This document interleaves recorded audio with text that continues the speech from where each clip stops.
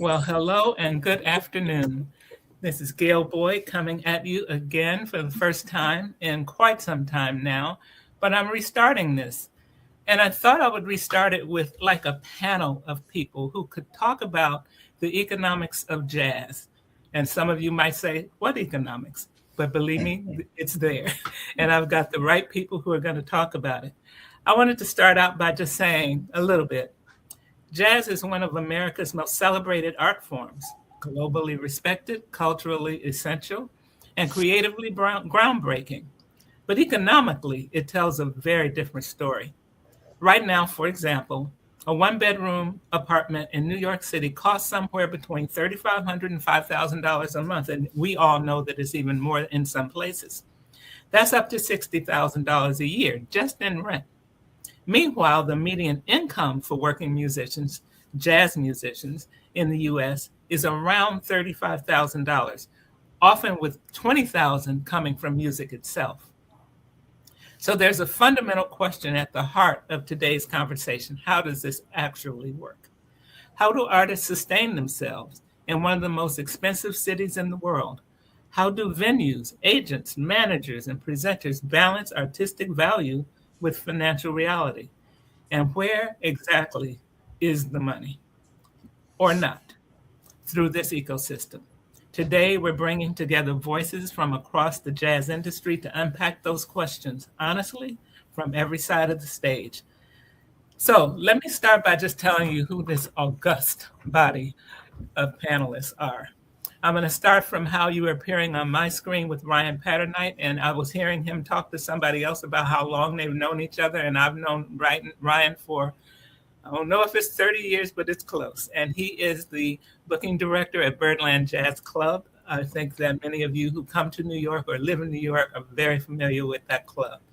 Marie LeClaire, with whom I've had the pleasure of working, is an agent for Epstein Fox Performances, and I believe she takes care of the East Coast only.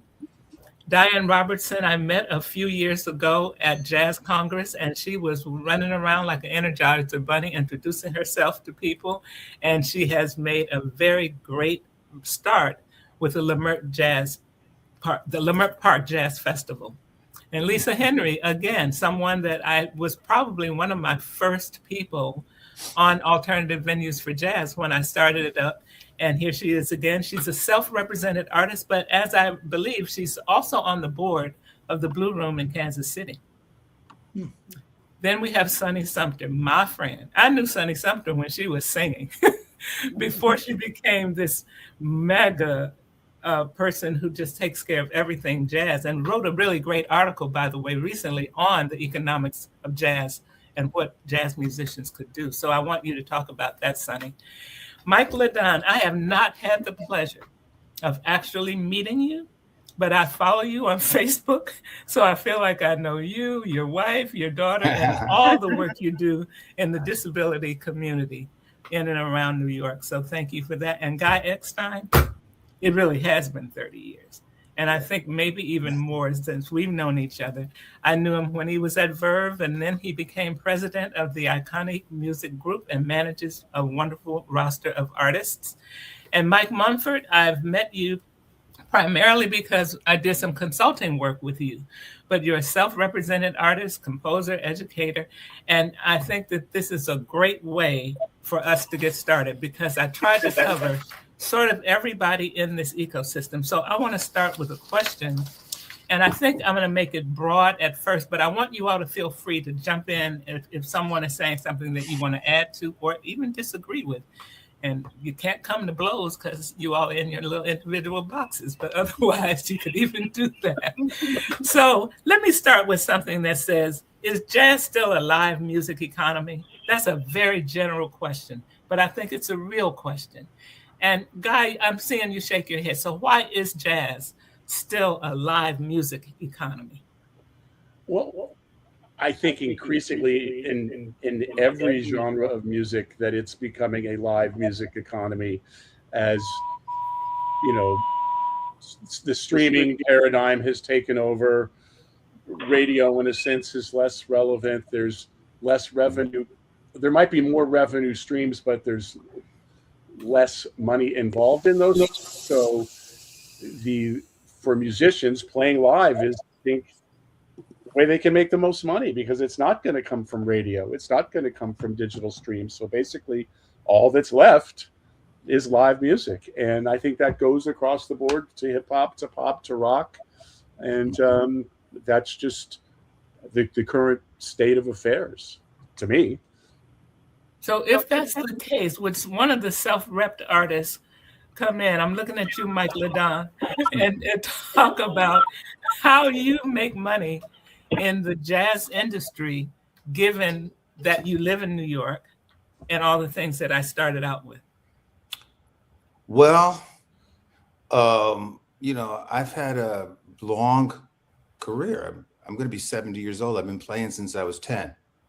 And I played with Benny Goodman all the way to Sonny Rollins and Milt Jackson and Bobby Hutcherson. I played with a lot of masters, but also I forged my way as a solo artist as well.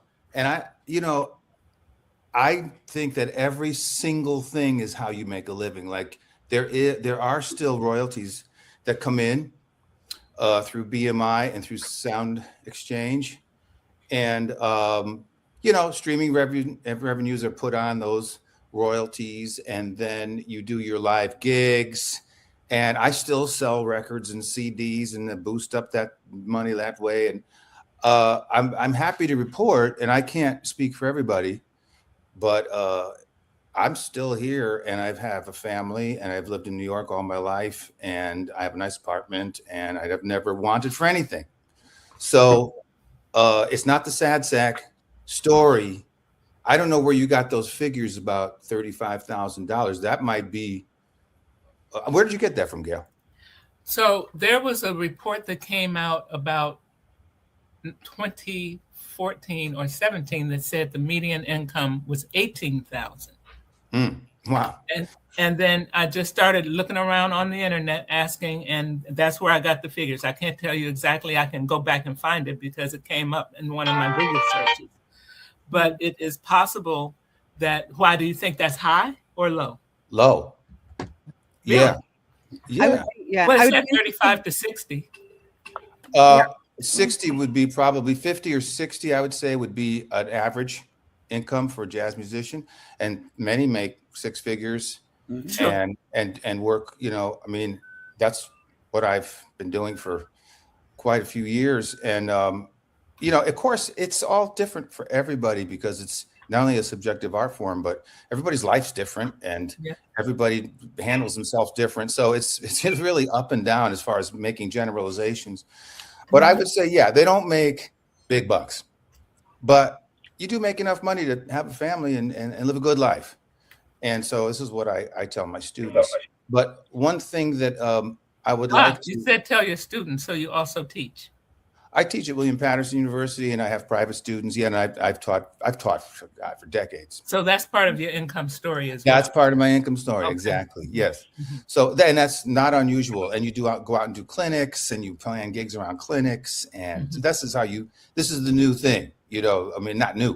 It's been going on for a while, but whatever. There are ways to string things together where you don't suffer, but it takes a while to break in. As far as the question you said about Spike opening 3 clubs, I would say this about Spike.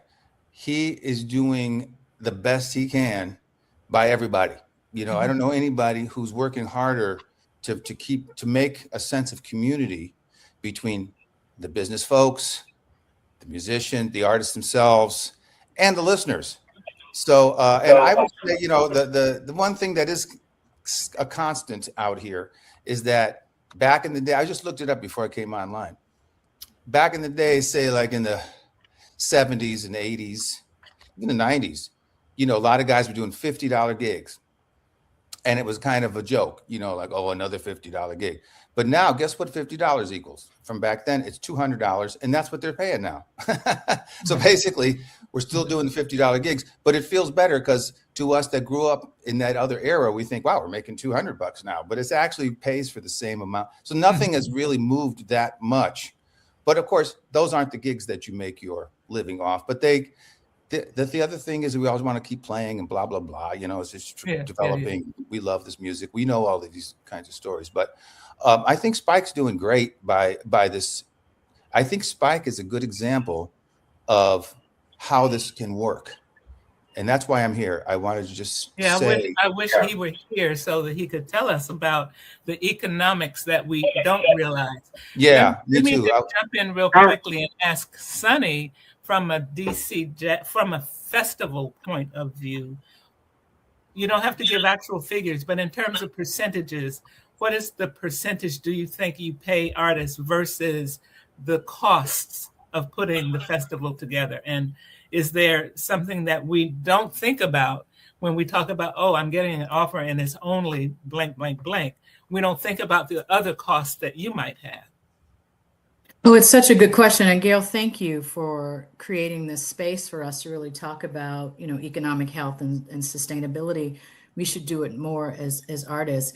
I also want to add, just before I go into that question, and I'll be brief because I know we have a lot of people that want to talk, that, you know, this idea of jazz being dead, you know, I spent 2 decades as a struggling artist, so I get it. The truths are definitely real. But I think, you know, that kind of disillusionment isn't unique to jazz. You know, it really echoes across our creative industries or across film and journalism and even academia.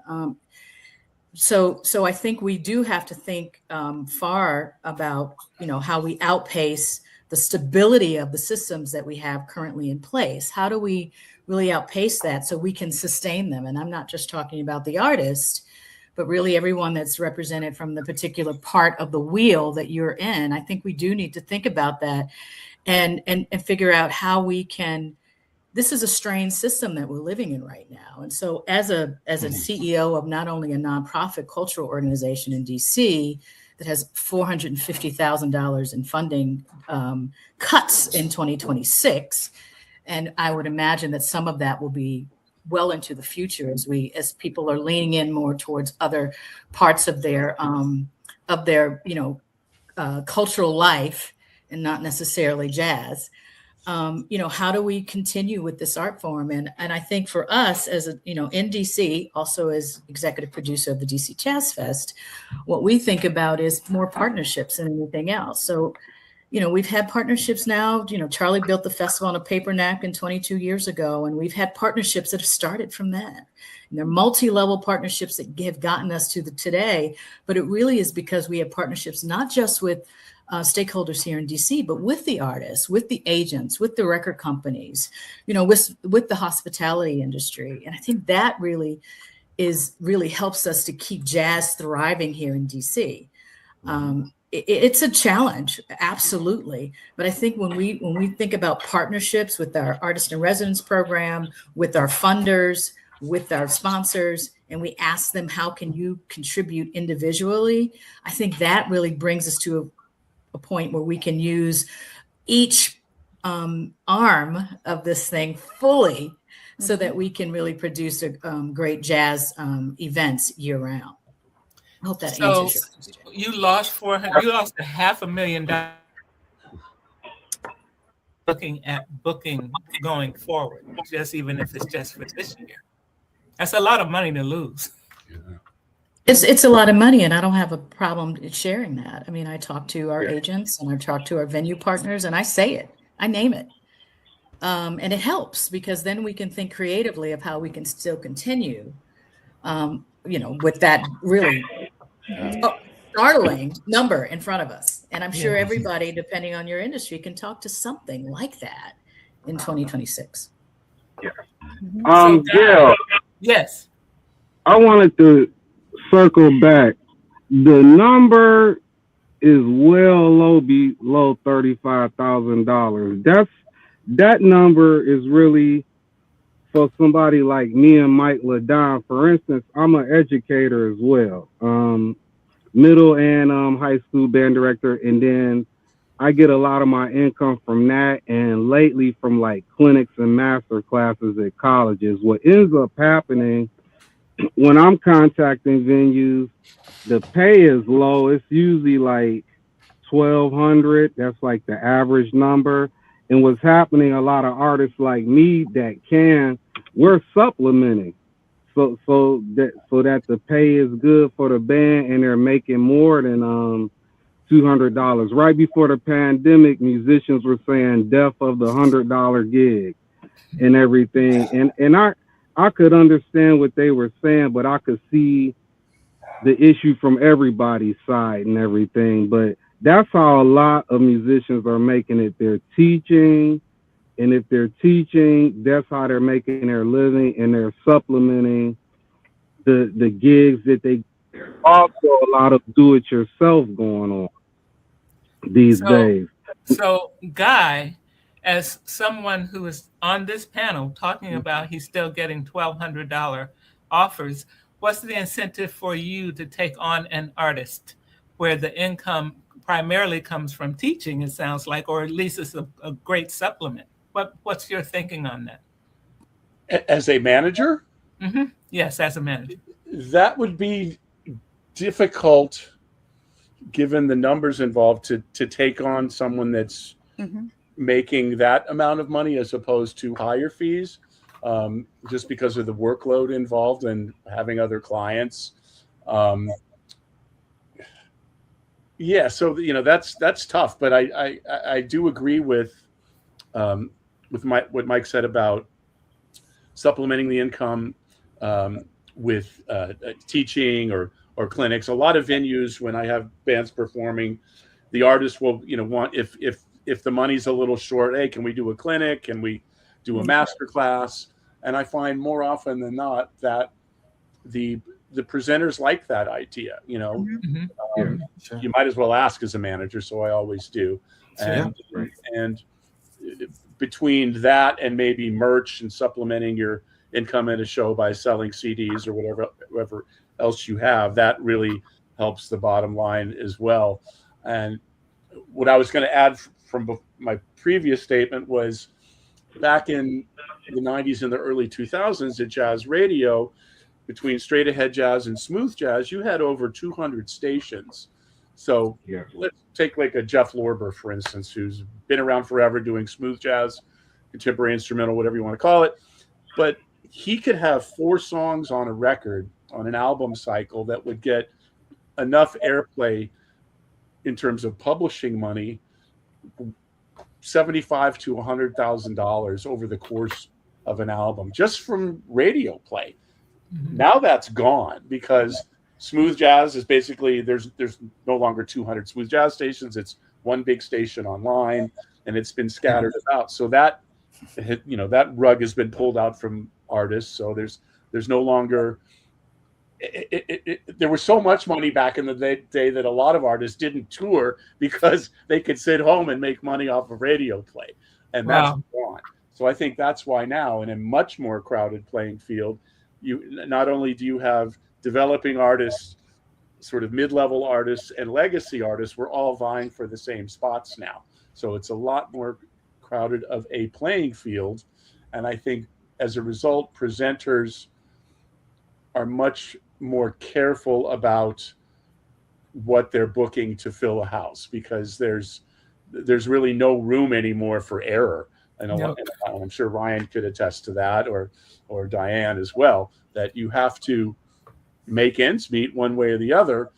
And I also think that's why we're seeing a lot of, much to my dismay, a lot of tribute acts sort of taking over the performing arts center world, which used to be the realm of new and developing artists or legacy artists. And so now we're having to compete with yet another, interloper, as it were. Right. So they never make it easy. Never.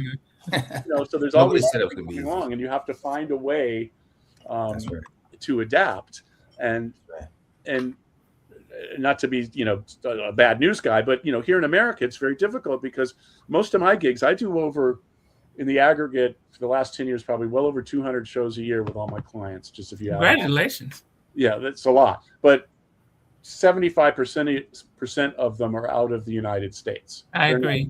The work is overseas. The work is in Asia. The work is in South America. It's in Africa. It's in Europe. And in U.S. is generally last on that list, unfortunately. I agree. Ryan, I wanted to ask you, because how long have you been at Birdland now? October 1st, it'll be 30 years. Wow. That's what I thought. So, what qualities do you like and respect in most performers and or slash the agents that make you book for your venue? What qualities are you looking for? I saw you sneak that question in there. You know, it's hard to define. I will say, not to be too vague, but authenticity is big for me. I mean, I like people who are have the conviction of doing what they're doing. Like Guy said, tributes are big now, but that doesn't mean that we think tributes are going to be a big seller. I more am interested in tributes that are like focused on a particular body of work or a particular artist. Like there's a bunch of Miles Davis and John Coltrane centennial things going on now. I don't think of those as tribute acts, and I'm not saying that's what I meant, but I don't think of those as tribute acts because those are people who maybe played with Miles Davis or are heavily influenced, and they're digging deep into the catalog and everything else, and those can be great shows. But so what do I look for is people who have conviction of what they're doing, really, more than anything else. I have kind of an audience theory. I mean, everything you've talked about so far has brought up so many different conversations. First of all, it's really hard to track artist income and come up with averages and medians and whatever, because like Mike hinted at, you have to use as much creativity in your career as you do on the bandstand, you know, just so true. Piece it together from different sources. So who's to say? I mean, I know art, and for all the hand wringing about Spotify and justifiably so, I know artists who are in the top 10% of streams who are getting high 5-figure checks every quarter from Spotify alone, not to mention the other streaming services. So the money's there. It's just not, depending on your label deal or your publishing or whatever, you might not be seeing as much of it as you would like. So you're saying, Ryan, if Lisa and Mike LaDon and Mike Munford reach out to you, you say you're looking for authenticity. Yeah, right. I'd like to know, like, what's.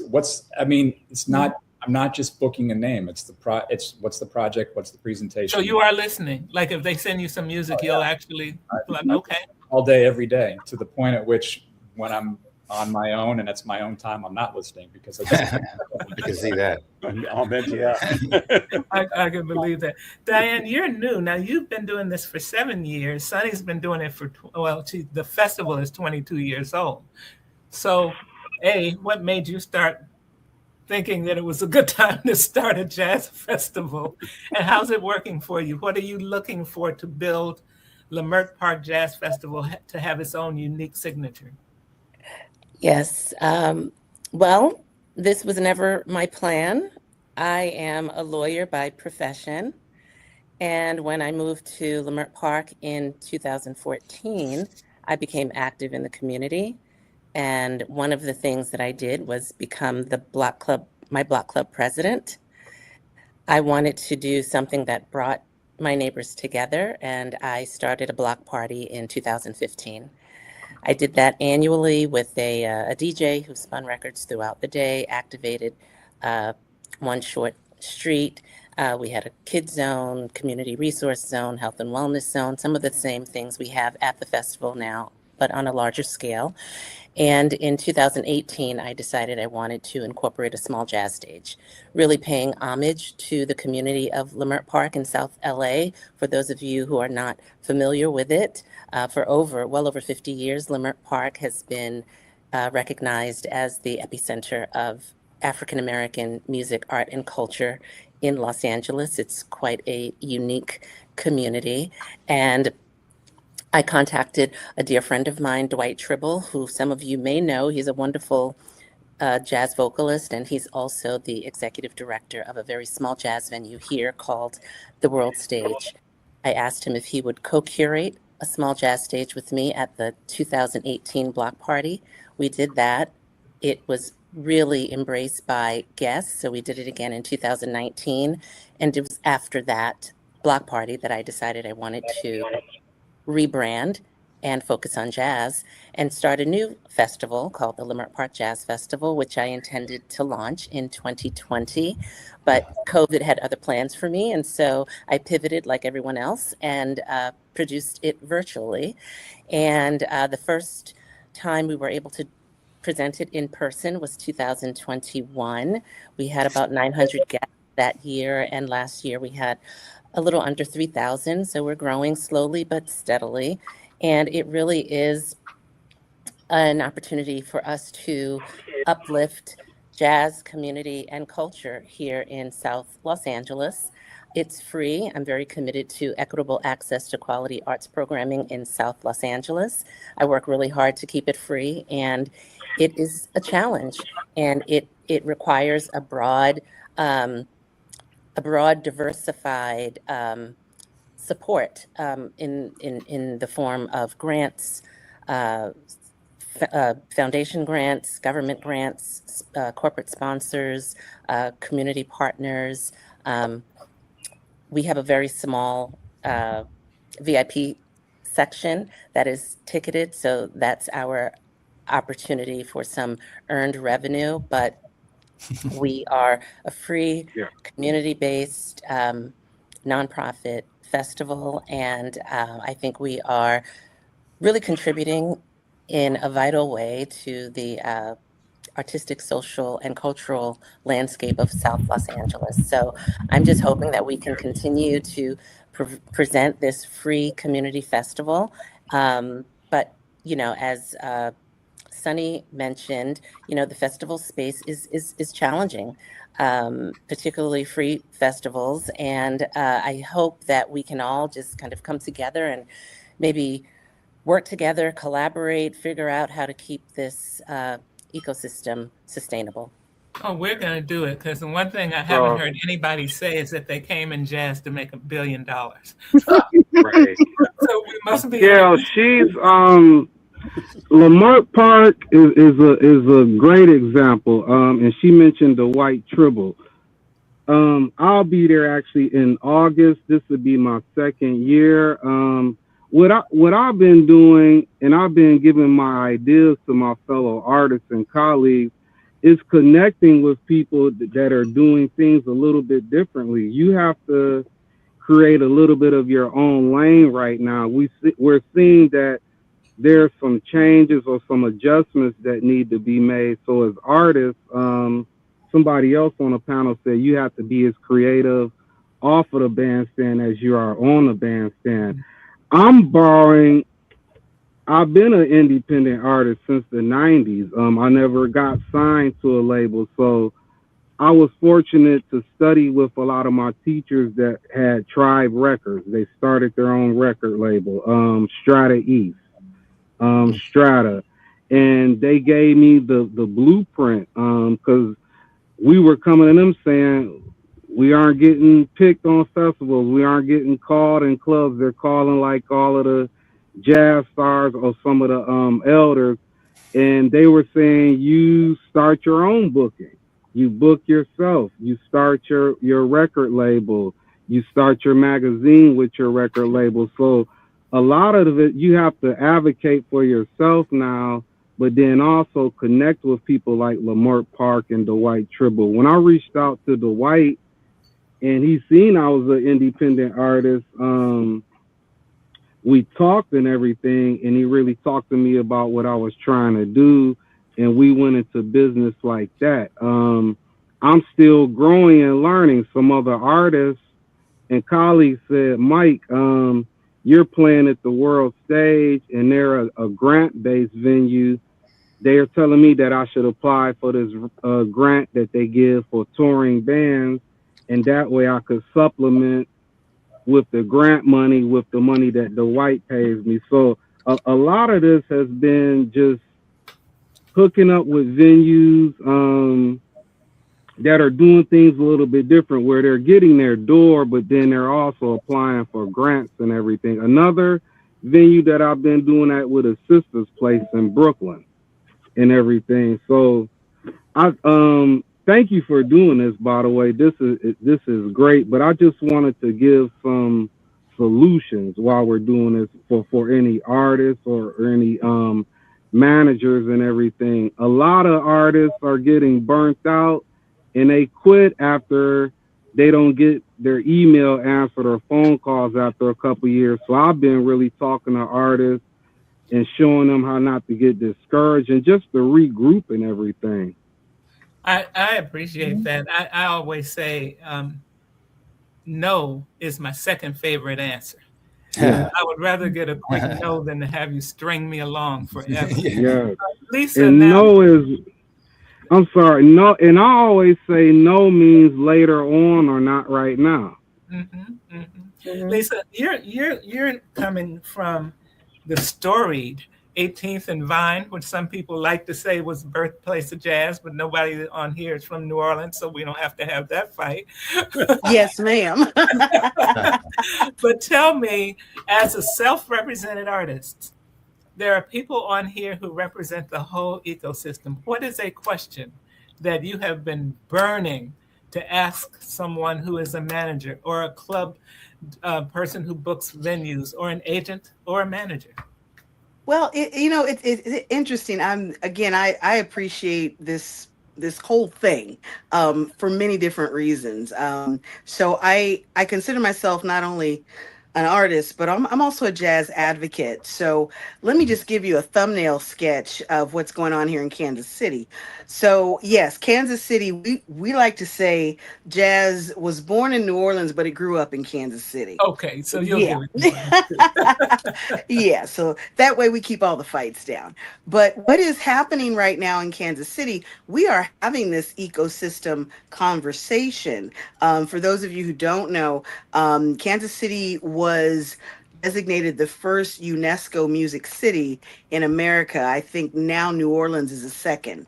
They just got their designation. So what we're looking at here in Kansas City is not only the issues of venues and artists and booking agents and those sorts of things. We're looking at how municipalities who make money off of jazz tourism also need to be a part of this in terms of dedicated monies going into the arts. I believe last year we have an agency called Visit Kansas City, and they brought in somewhere along $11 million. And so we as jazz artists are asking the question, and in terms of advocating for ourselves, we know that part of that money is jazz related because that's what they use to lure tourism in. So now we're having different conversations in terms of not only what can we do in terms of, getting into venues and whatnot, but what can this municipality do to support the very art form that brings in tourism dollars? And that's a whole different conversation. And what I'm finding is that as jazz artists, like the other artists just mentioned, we have to learn how to advocate for ourselves, and we have to be able to ask the questions. If we're bringing in X number of dollars through tourism, what can we get in terms of support from the municipalities who are making money off of that? So, and that speaks to education. That speaks to so many things. Just having a high self-esteem in terms of what you do, and seeing the value. So yes, I have a lot of questions for the booking agents and all of that, but here in Kansas City, I mean, there's just so much, and I wish that what you're doing, Miss Gail, I wish that this were happening in universities who teach jazz programming, because they learn how to they learn how to play their instrument, but nobody's talking about this. And That's this is right. very important. That's right. Thank you for that. Marie, agent extraordinaire. Tell me, you have an excellent roster of artists. Yes, I do. I know. What are some of the things that your agency looks at when they try to make a determination if they're going to take on an artist? And do you all look at older artists? And I don't mean older necessarily in age, but people who have been out here for a long time, but they've been doing it by themselves, but they could use somebody like you. What are the things that go into that? Well, I would say that there are certain criteria that apply no matter what stage an artist is at in their career. Like the very, very basic bare bones things that we always ask artists to provide us with is touring history. Like, it sounds like a no-brainer, but it's vital that it's information that we absolutely have to have to see if the artist is really going to benefit from having an agent, or can the artist afford to have an agent? You know, if an artist's average fees are indeed $1,200, like kind of across the board, then, you know, aside from it maybe being a really an uphill battle for us, we would feel bad taking a percentage of, you know, from somebody. If somebody's already making a small amount of money, we certainly wouldn't feel good taking even more of it away from them. Right. But, you know, I would say right off the bat, like, you know, is the artist, you know, original? Do they not sound like anybody else? You know, I have to be able to pitch an artist to somebody who's potentially never heard of them before and do it quickly. So there needs to be something that really stands out that I can latch on to. And then, you know, once I get somebody interested, I can always give them more details. But, you know, does the artist have an interesting new project? You know, there have been instances where we have signed on to represent a specific project that may be spearheaded by an artist who's been at it for a while, but this is a new, unique project, which is then something that we can pitch on the merits of the project and not the recognized, you know, how recognizable the artist's name is. Does the artist have like goals? You know, are they realistic goals? Do they have your reputation? Is it a good reputation?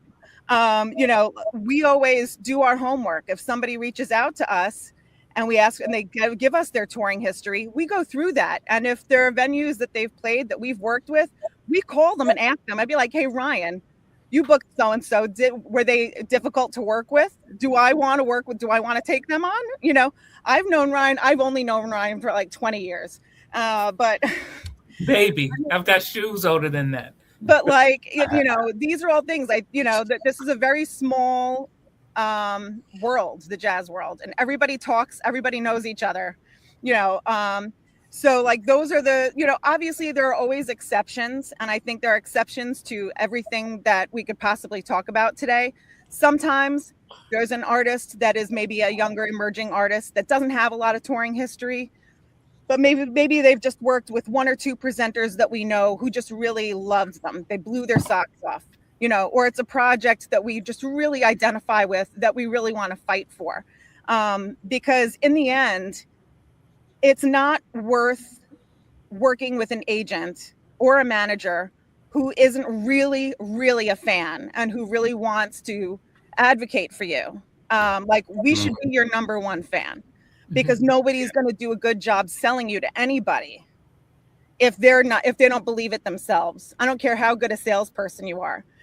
So, you know, it's one of the things that I am most lucky about is that we have a roster that's packed with artists who I would go buy tickets to see. So, I mean, that's, you know, the nuts and bolts things are, yes, it's a business. We have to pay our bills and we have to make sure that it makes financial sense for everybody, for the artists as well as for us. But outside of that, you know, a lot of it goes by just, you know, our gut, you know, there's three of us, three agents, and we always discuss, you know, if there's somebody who we're talking about, and there are certainly artists who've been around the block a few times that then, you know, we'll have sort of on our radar. And then it's, you know, circumstances fluctuate. And so it's just a matter of keeping tabs on folks and seeing if there's a good timing where it's really going to be beneficial to everyone. Because the other thing that's really important to remember on the artist side of things is that, you know, we're not magic. You know, signing with an agent or a manager doesn't mean that overnight your career is going to change completely. Yeah. You know, so there have to be like the seeds there that then we can sort of take and run with. Right. Can I throw something in there? Yes. I'm so glad to hear you say that, Marie, because I had one agent recently who was working for me, and she was a young lady, and she decided that my entire career, which has been pretty incredible.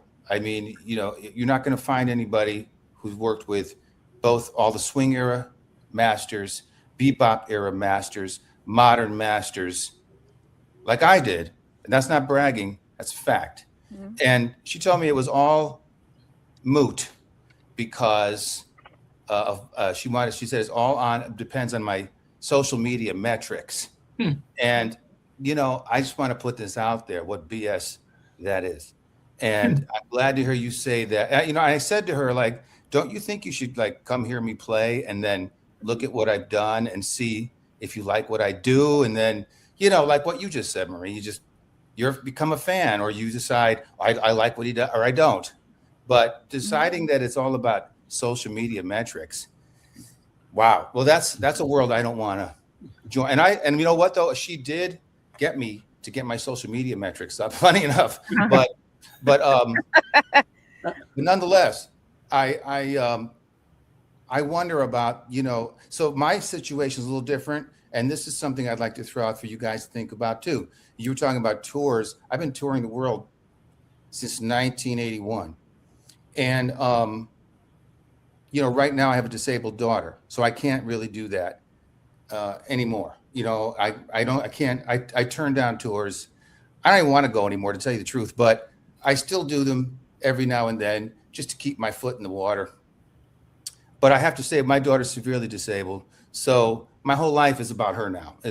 Music's fantastic. I'll always play music. I love music, but I love her more. So I decided that's what I'm going to do. But, you know, so then I'm thinking, though, if an agent came along and said, okay, Mike, we like your music. We think you're fantastic. Show us your touring thing, you know, and it wasn't up to snuff. There's a reason for that, you know, besides the fact that I'm not getting offers. I'm getting offers. I just don't go. And I wonder if you guys take that into consideration as well. You know, like the different situations, the living situation, the life of the artist that you're dealing, not just the music, but the human being. I will say, Mike, that there are definitely artists who are known for touring and known locally as well. So that's not like I would never hold that against you. I don't think Marie would either, because your history would be impressive even if every venue for the last 10 years was in New York City. I mean, I know it's not, but I don't think but one thing Marie touched on that you're kind of getting with here with the social media thing is that there is an element of professionalism, which I think the artists on this panel probably take it for granted because they're all doing it the right way. But with a younger generation, there's this, I think it's because they came up in college jazz programs and are so used to performing for their peers who are into and understand exactly what they're doing, that they forget about the aspect of putting on a complete, concise, and comprehensive performance every time they take the stage, in terms of the way they communicate with the audience, the way they structure the show. And it's a drag because I don't want to just play for other musicians. I mean, I'm a musician. I went to Berkeley back in the day, but are you? I would never want to just play for other musicians. I like this, and I don't want to play for boneheaded tourists who couldn't care less or just there to get something to do either. I want to play for that vast middle ground of people who like don't know what you're doing, but are totally emotionally available to the experience and want to become fans. And that's the audience I imagine for us. And you've got to have professionalism to address that audience, you know, and the way you structure your set, the way, like, I think it was Kenny Barron that said, like, if you play a memorable opening phrase in your solo and a memorable ending phrase, I'm paraphrasing, not quoting, then you can do whatever you want in the middle. I mean, there's something to be said for that. You know? That's interesting. Same thing with starting a record or starting a set. Right. If it's this ponderous rubato thing, you have to bring people in, you know, count it off and hit with a good melody on the first tune. And then you can go further and do your commissioned suite in the middle of the set, you know? Sure. I don't know. So, Brian, while I've got you, let me ask you, in terms of the economics that you think musicians are not aware of, that you have to be aware of when you're making a decision on what offers to make, for example, what are the other factors in a venue that you have to also consider when making a decision to bring in an artist? I mean, I have a list. I don't want to get into a litany, but let me take 30 seconds to say, first of all, about the pay, the proposition that pay hasn't changed over the years. I mean, I know that's not what anyone here said, but I've seen that comment a lot. I had cause in the last couple of weeks to look back at all my old booking calendars from 1996 to the present. And it was pretty instructive for me because I was looking up a show that I couldn't believe happened that Joe Farnsworth told me had happened, which was Donald Byrd and a bunch of all-stars. And Mike Ladon was the pianist. And it was like one night in 2002 or something. But Right. what I learned from this whole process is that like a band that was in a residency at Birdland in the late 90s, let's say, like a big band, maybe got $250 or $300 for the whole band. And For the now- whole band. yeah. And so what does that translate to the band members? I don't know, $15, $20 maybe. I mean, it was a happy hour thing, and but now that same band in 2026 is $3,500, $4,500, $5,000. So to us, we're paying out a lot more, and our ticket prices haven't changed all that much. But I don't know what that means. What's the band leader paying every musician? I'm not necessarily privy to that. And by the same token, an artist who played a 4-night engagement, I'm not going to name any names, guys, but this is real. An artist who played 4 nights in 2002 was guaranteed $8,000 versus a percentage and walked out with about like 10 or 11,000. That same artist played 4 nights in 2026 and made over $45,000. Wow. So don't tell me the pay hasn't changed. That's my broader point. Okay, that's good to know. Adjusting for inflation, but the increase is real. Well, no, I think when they say that kind of stuff, Ryan, it's not about Birdland. You know, it's not about it. I'm sure you're right.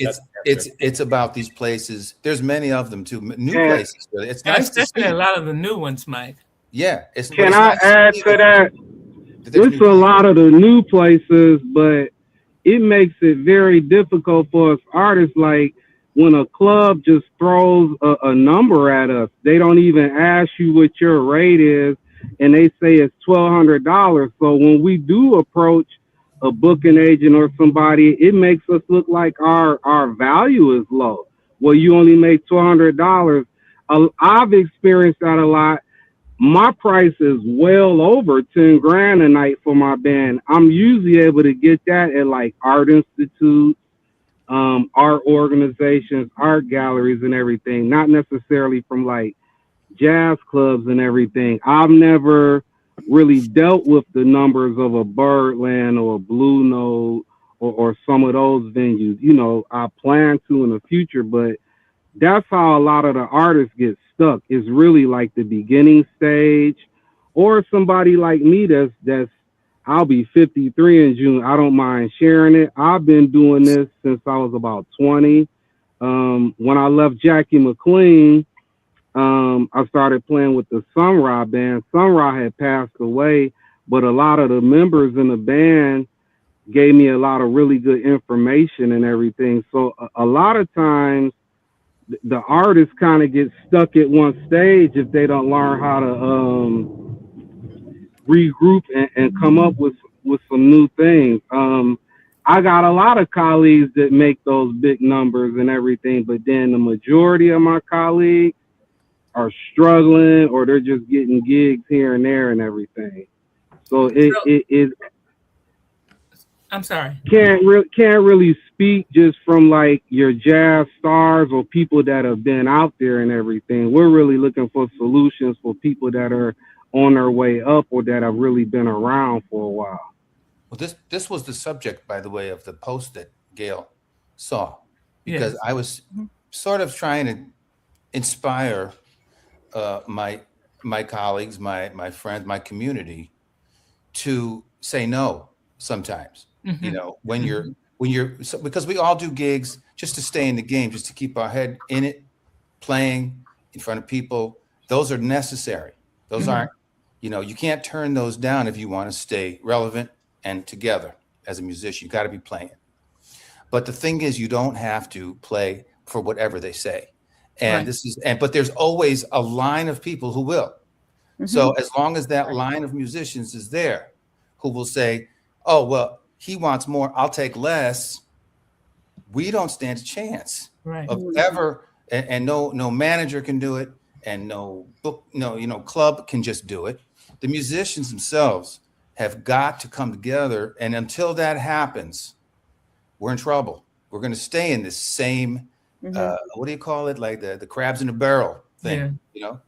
And I always say, when people say that, I always say, who put the crabs in the barrel?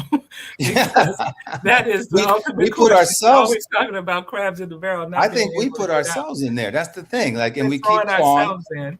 We keep clawing out, but the point is, I understand it too, because there's such a glut of young artists coming out of the schools, like Ryan said, and they're dying to play, and they'll do it for nothing, really.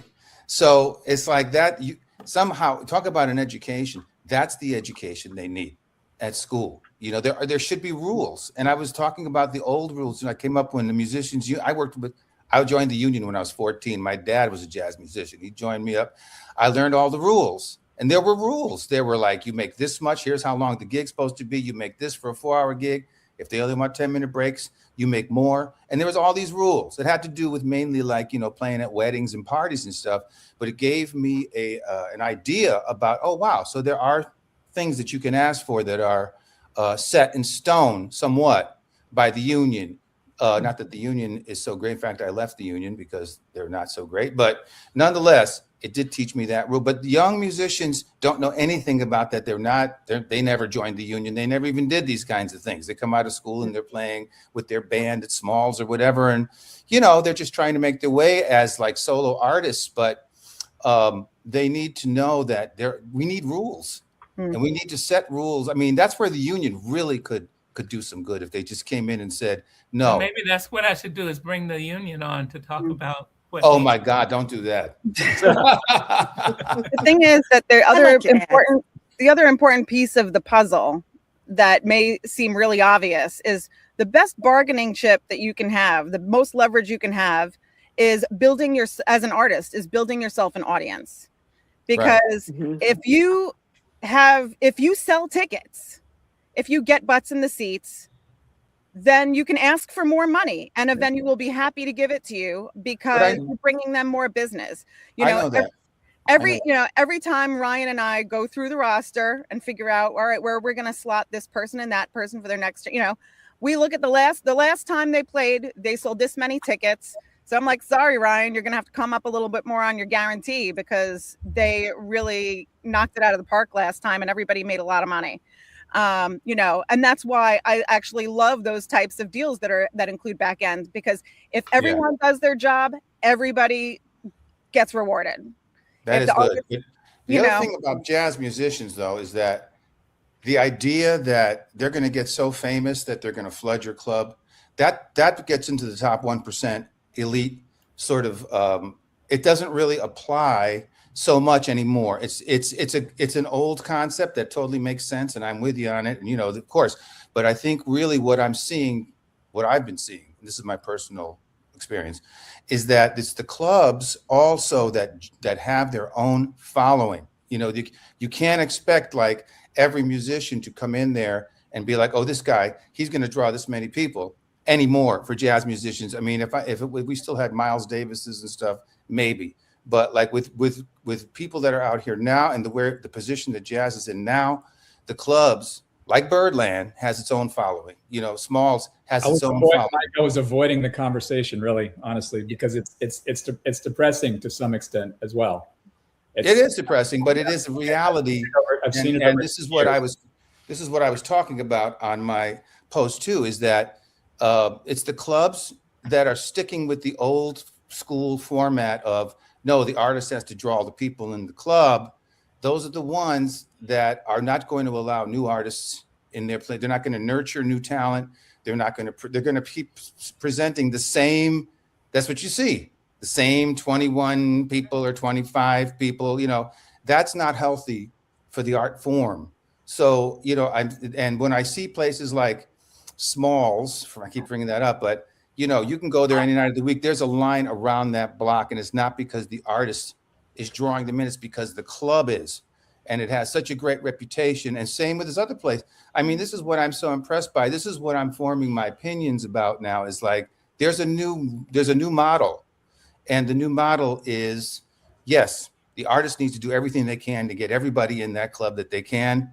And they have that responsibility. However, if the club that's going to really survive and do great is going to have their own following as well, just from their live streaming or whatever their reputation is, however they gain their reputation, that's part of the deal now, you know. And I mean, like people go to jazz festivals they might not even know who the artists are. They're just going to the jazz festival because it's fun and it's great and they love it and they know the Detroit Festival. And, you know, they go to the festival and so it's got to become. I mean, to me, that's the new focus, I think, and it's something that needs to be looked at more seriously than just a passing kind of like, yeah, that could be true. I think it is true.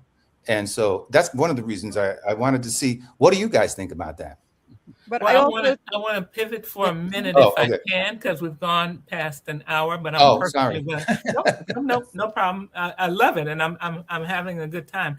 I want to ask you to each go around, and I'm going to start with Sunny, and tell me what stereotypes of your profession do you think is the most unfair? So when you hear people talk about the stereotypes of jazz festivals and who they book or don't or whatever, what do you think is the most unfair? And then I'll go around and ask each of you. That You're they muted. book the same artists over and Wait, over. wait a minute. You're muted, Sonny. I just saw I was muted. My apologies. I think it's an interesting question, and I appreciate you bringing it up. I did had some thoughts about this. One of the thoughts I think that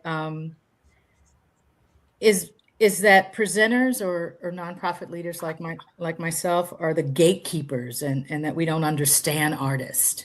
Mm-hmm. Many of us really come from the art. We love the music deeply, and we spend our days trying to hold up, you know, quite frankly, fragile systems together so that the music can live. I think another stereotype is that nonprofit leaders or festivals that have a nonprofit part, that we somehow have we're flushed with resources.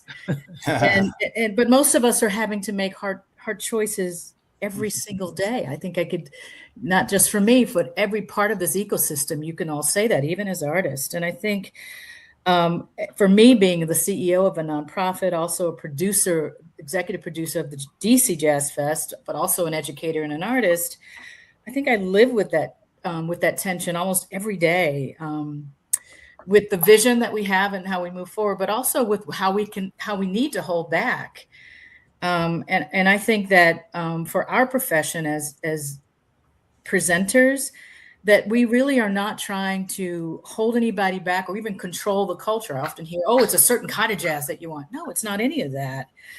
I think what we're trying to do is just really be stewards of this great music, and under all the financial pressure that we have to never let the public see that, you know? Right. And so I think that for us as a stereotype, for me as a presenter, I don't want to, I love artists, and it's a diverse set of artistry that we value, that we respect, that we love. We're not trying to understand it. We're just trying to be a platform where you can present your art. And I just hope that, you know, more people will come to presenters like ourselves with that, in that spirit, that we really are a big part of the collection, or the big part of the ecosystem. And we want to do our part to keep it thriving. Thank you. Guy, Yes. what is the stereotype of being a manager that you think is the most unfair? Well, I think probably I hear the stereotype, oh, they're only in it for the money and they don't care about the artist, or it's really about that. And for me, that couldn't be any farther from the truth, because the clients that are with me, that have been with me forever, all of them are with me because I'm, quote, one of them. You know, I came up as a musician and as a producer, as an A&R guy, and I know the business, all sides of it. And I think they all truly believe I have their best interest at heart, although sometimes it might not be something that they agree with, you know, so, but some managers won't do that. And so I get where that comes from.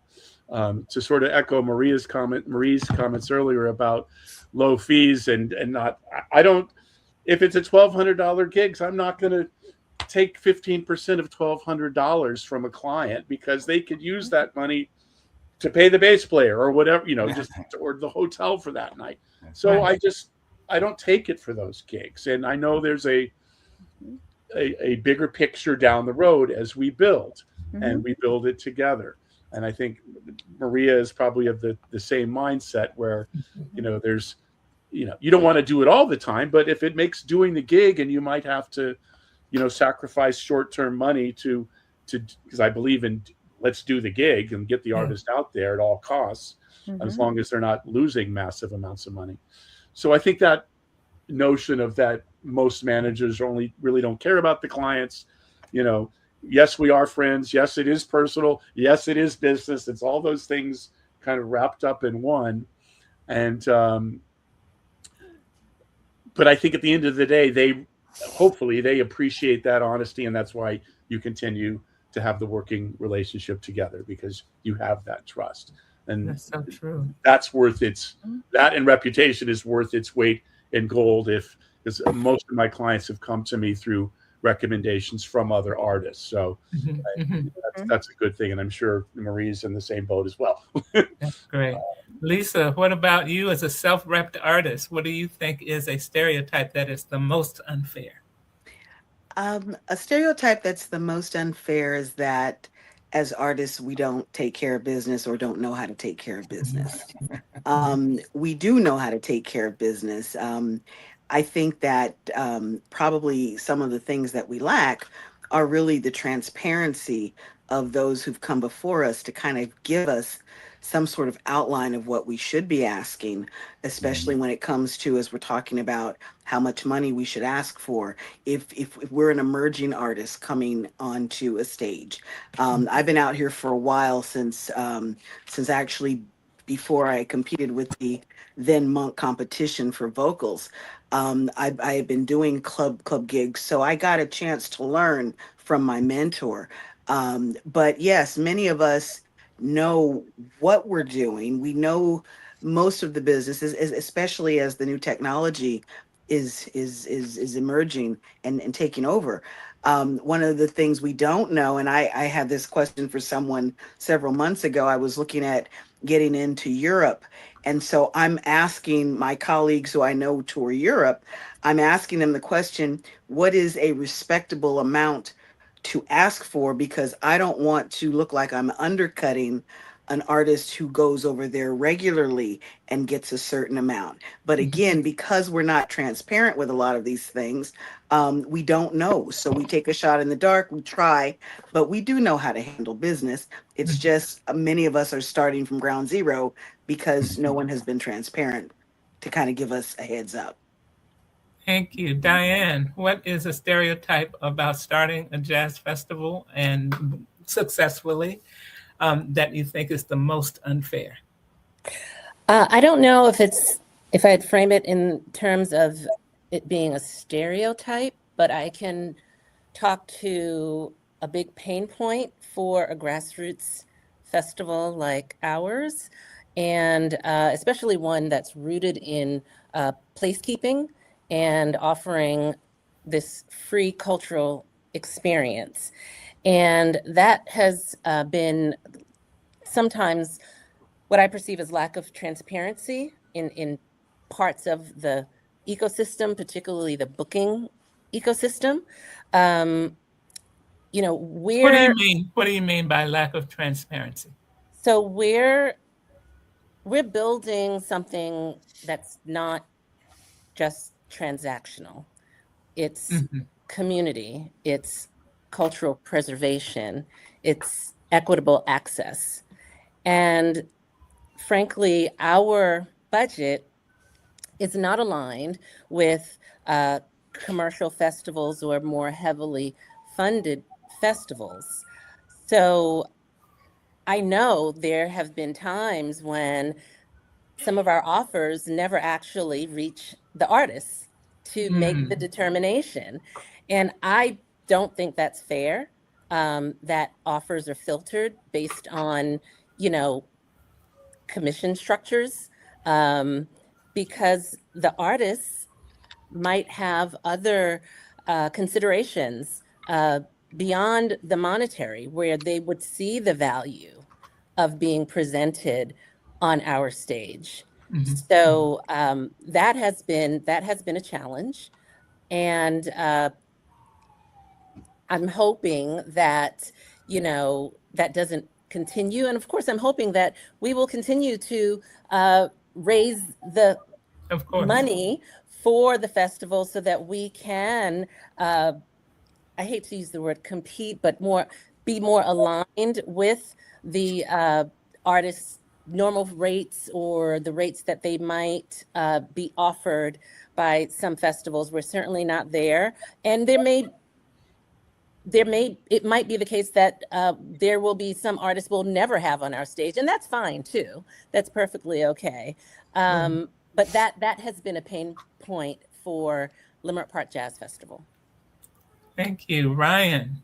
Club, person who makes the decisions. What is the stereotype? What is the stereotype?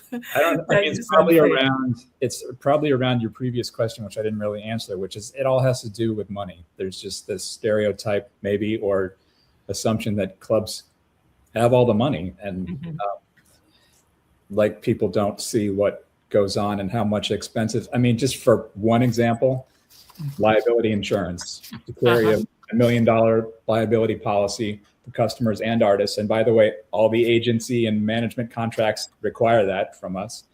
And like last year, that was about $300,000 premium. So premium. Yes. No claims ever. Right. That's just what it is. There's no appetite for risk in the insurance industry anymore, where people congregate and alcohol is served. And that's, that's not even talking about rent. The amount of money we pay to maintain 2 pianos. I mean, it's necessary. And of course we do it, but it's unbelievable to some extent. And just regular staff salaries. I'm responsible for 40 plus full-time employees, 20 or so part-time employees, and probably pay about 100 musicians or artists a week on our payroll. And that's what we bring in the money for, to cover all that. And I don't think any one person is overcompensated. I mean, we can argue on the margins about who should get paid what and what's fair. And I see those arguments a lot, but it's every day is a struggle to sell the first ticket. We're $10,000 in the hole when the doors are unlocked. So at least. So the costs for you that some artists may not consider are liability insurance, staff salaries, upkeep of the equipment, rent, things like that. So even though you might see people standing around the corner trying to get in, right? It's more than staff. It's more than musician salaries. It's right. And I'd love to believe that everything is artist driven. That's the way I grew up. But like Mike said, 80% of the people that line up every night to come in Birdland are coming to Birdland because that's the night they're available to come. And by the way, who's playing? Really, sometimes they don't even ask. Right. So that doesn't bode well for jazz, and I certainly don't wish it were that way, but it is. So I think it does bode well for jazz because I was going to ask you, Mike. Yeah, I mean that means they're coming to hear jazz. I mean that's great. Yeah. And if they don't know the artist, they will when they leave your place. So it's great. That's a good opportunity for every artist to get new fans every time. Right. Exactly. Sure. And it does. And that's how you build your following, by the way, is that you have artists that are great and they come in and maybe they haven't heard of them before they got there. But then if they like what they heard, that next time you have that artist in, they'll come back and they build their own following at your club. Because that's kind of how it works. It's like place by place. They give you a chance. If you do good, some people come in and they love what you do. They'll come back next time and you build. I've had that happen in many clubs where over all these years.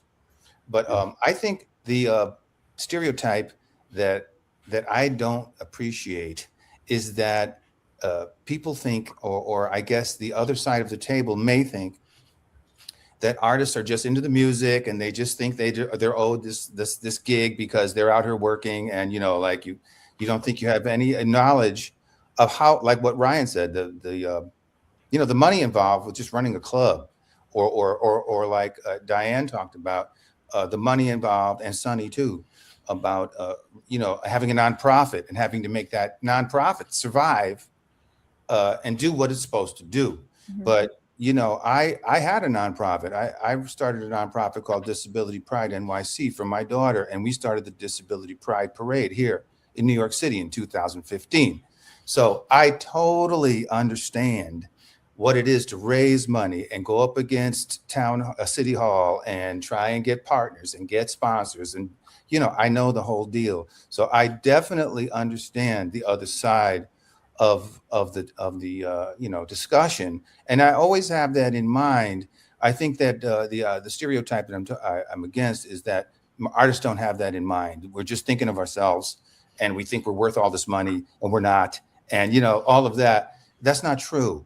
I think many artists realize what it is, or maybe not. I mean, I also used to book a club, so I know what it is to book a club. And I've done some of the business stuff that they don't think artists do. So I would say that really what I'm hearing here is more of, what I'm getting here is more of a sense of like community outside of the musicians themselves. So you all are, you know, the community as well. And we're all working together, I hope. So Yeah, that would be feels my like it. closing statement. And I was going to add, you know, conversely on the artist side of the table, you know, especially now post COVID, we're dealing with, in general, lower fees, higher hotel, higher travel costs, higher backline. Everything has gone up, and yet the fees have generally stayed the same or gone in the other direction. So Right. that always really, I'm excluding Birdland from this conversation, Ryan. Yes. But that's generally the issue is when I get an offer, I do a P&L on it with the artist, and we try to, okay, well, I guess so-and-so is not to get, you know, the sidemen, I budget for them, and we figure out what's left for the artist at the end of that after commissions. And sometimes it's not pretty. And then not to mention that now the artist has to do so many other things with the manager in terms of social media and PR and getting the message out and just all that other social media stuff we have to do almost every day now. And it reminds me of this meme I saw. It's been a couple of years. It was an artist standing on stage at the microphone, looking out into the audience. All the seats were empty, and there was maybe 3 people in the seats. And the caption was, Facebook said it would be sold out. That's funny. You know, that's it in a nutshell. That's it in a nutshell. You know, Marie, as an agent, what is the stereotype about agents that you think is the most unfair? Well, I mean, I think it's basically a lot of the stuff that Guy said. You know, it's that same thing that we're just, you know, some cold-hearted, money, you know, thirsty, you know, animals or whatever. But the thing is that, like, it's, you know, and maybe it's a little bit different if you're working at a really big agency with a roster of, you know, 200 artists on it. I don't know. I have no experience working in that kind of a setting. I've been lucky to have my little work family that, you know, I will have been working with for 7 years next month. But, you know, at the end of the day, like we're growing, but we're a smaller agency and everything is very personal to us. You know, our relationships with our artists are very personal. Our relationships with the venues that we work with are personal. You know, like there are, not to sound too Pollyanna about it or anything, but like there are partnerships to be had.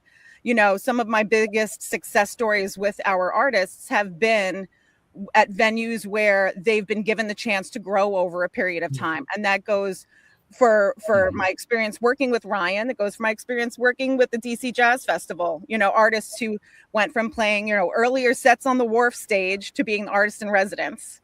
You know, the opportunities are out there. They're not easy to get, but, you know, that's why, you know, our artists, again, this is going to sound so super cheesy, but like our artists, their successes feel like our successes, you know, and when something goes wrong, it's just as heartbreaking for us as it is for the artists, you know? And so it is, as much as you're sort of taught doing the, you know, job as an agent to like develop a thicker skin and not be, you know, so emotionally affected when somebody tells you no, someone passes on your artist. You know, there's a certain amount of the emotional side of it that I think is really healthy to hang on to, because that's, you know, like, you know, Sonny and I were at a gig together just a few weeks ago. Emmett is still teasing me for crying backstage afterwards because it was such a successful show. But like at the end of the day, like my job is really hard. All of your jobs are really hard. If it was easy, everybody would be doing it. None of us are in this to become rich. You know, like you have to really love it. And so I think that, you know, and that is why maybe it's going to be really frustrating when a younger artist or, you know, an artist at any stage is trying to get an agency interested in them. You know, it's something that we have to really, really think about and see if it makes sense. See if we're, because after all, like this is a personal relationship for us that we invest a lot of time in.